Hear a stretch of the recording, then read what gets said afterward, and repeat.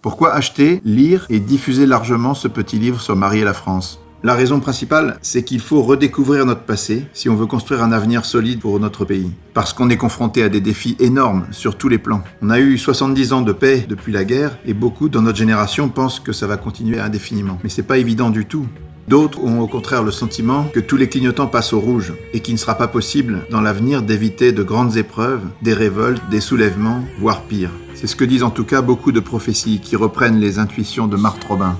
La France va tomber bas, très bas, plus bas que les autres nations. Il n'y aura plus rien, mais alors elle se souviendra de Dieu et la Sainte Vierge viendra la relever. Humainement, il n'y a objectivement pas beaucoup de raisons d'être optimiste pour notre pays aujourd'hui. Mais divinement, c'est tout le contraire, parce que le royaume de France est le royaume de Marie. On le redécouvre avec joie en lisant ce petit livre qui rappelle des tas d'éléments, des faits historiques concrets. Tout cela montre que notre pays a été sans cesse, tout au long de l'histoire, l'objet d'une sollicitude très particulière de la Mère de Dieu. Aujourd'hui comme hier, la France est spécialement consacrée à Marie, qui nous abandonnera jamais, quels que soient nos reniements, nos chutes, notre éloignement ou nos épreuves. Si l'on crie vers elle, elle nous secourra. Si on revient à elle, elle nous ramènera au Christ. La France a en réalité une vocation divine exceptionnelle, même si on s'en souvient plus. Comment est-ce qu'on peut expliquer cela ? En fait, Dieu aime tout le monde, bien sûr, mais il a aussi des amours de prédilection. Par exemple, il a aimé la Vierge Marie plus que toutes les autres créatures réunies. Israël a été l'objet d'une élection particulière parmi toutes les nations. Joseph était le fils préféré de Jacob. La tribu de Juda a été choisie parmi les 12 tribus d'Israël. Et l'apôtre Saint Jean, fils de Zébédée, a été le disciple bien-aimé, le préféré du Christ. Et bien de même, par un amour de prédilection, la France a été choisie parmi toutes les nations comme la fille aînée, l'éducatrice des peuples. C'est le témoignage de l'histoire, c'est le témoignage des papes, des saints, des mystiques dans tous les siècles.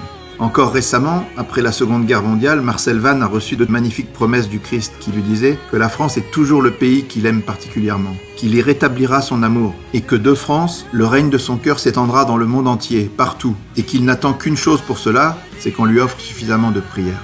Il faut répondre à cette vocation particulière au service du Sacré-Cœur de Jésus, bien sûr, mais on ne pourra le faire qu'en s'appuyant sur le lien extraordinaire qui existe entre la Vierge Marie et la France. On doit aller à Jésus par Marie. Qu'est-ce qu'on peut faire alors à notre niveau ?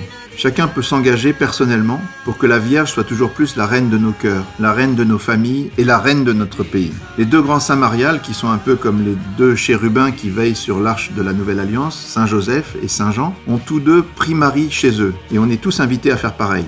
Prenons Marie chez nous, de toutes les manières possibles. Par la prière, bien sûr, mais aussi par la formation, par la consécration, par la mission, par l'accueil au cœur de notre foyer d'une statue de la Vierge Marie. Beaucoup peuvent participer si on le propose largement. Chacun peut faire quelque chose. Allez sur le site prenonsmariecheznous.com et regardez tout ce qu'il est possible de faire.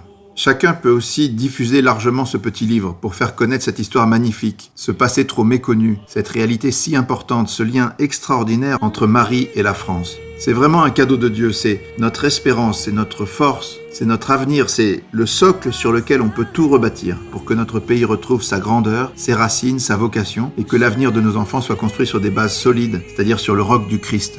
À vous maintenant de commander, de lire et de diffuser largement ce petit livre. Merci de votre attention, merci de votre engagement et bonne lecture.